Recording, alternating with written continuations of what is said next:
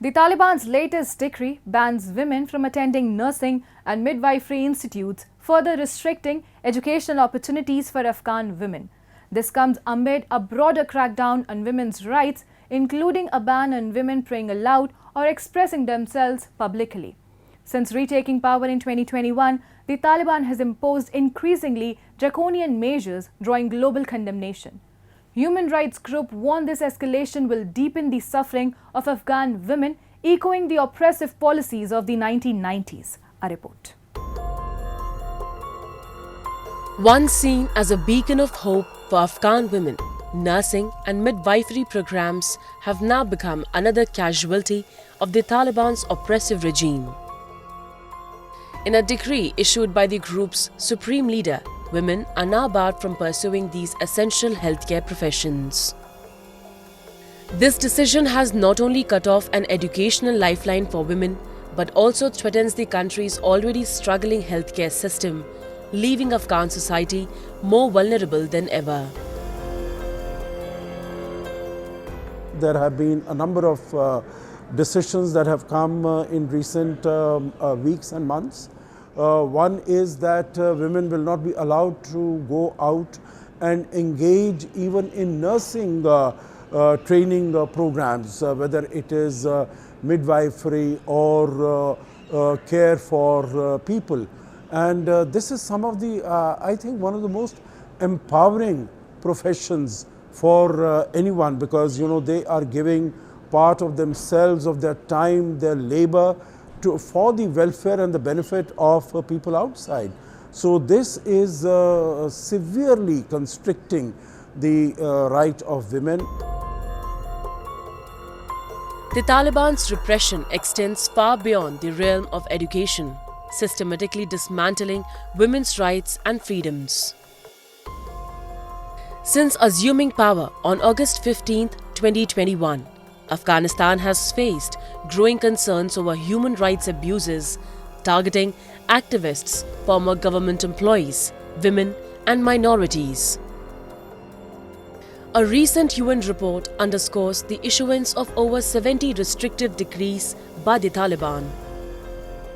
These include barring girls from education beyond primary school, prohibiting women from working in most professions, and restricting their access to public spaces such as parks and gyms.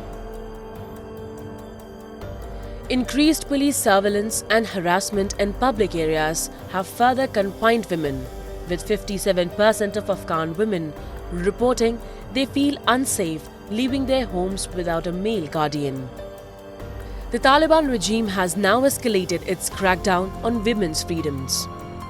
Recently, a new edict surfaced that forbids women from praying aloud, even in each other's presence. The justification? The Taliban claim that a woman's voice is aura, something to be concealed from public life.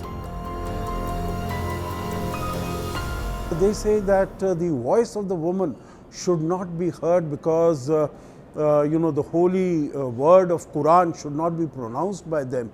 That means it is not only they are being treated as second-class citizens, but they are being treated much worse than that.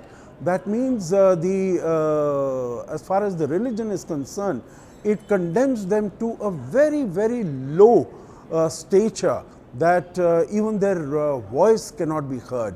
So I don't know whether any of this is written in the Quran, in the holy book, or not, because it has not come to light earlier. This is only coming out of the Taliban. This systematic erasure of women is not only a human rights crisis, but also an economic disaster. Women represent nearly half of Afghanistan's potential workforce.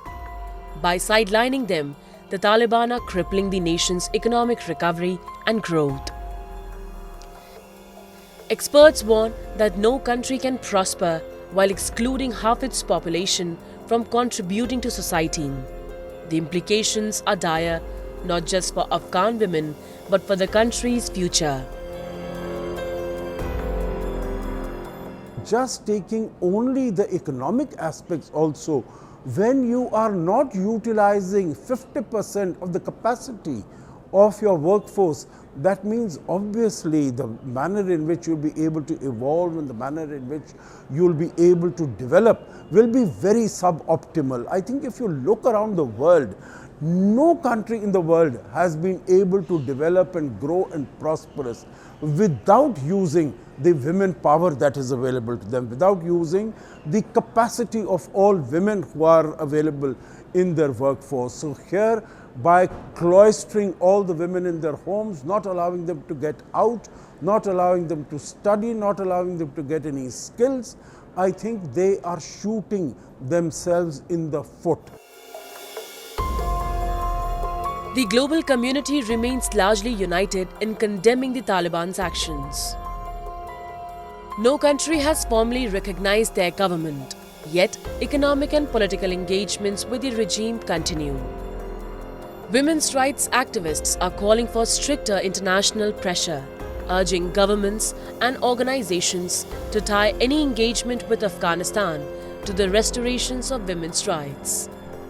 Without such conditions, Afghan women face an increasingly bleak future.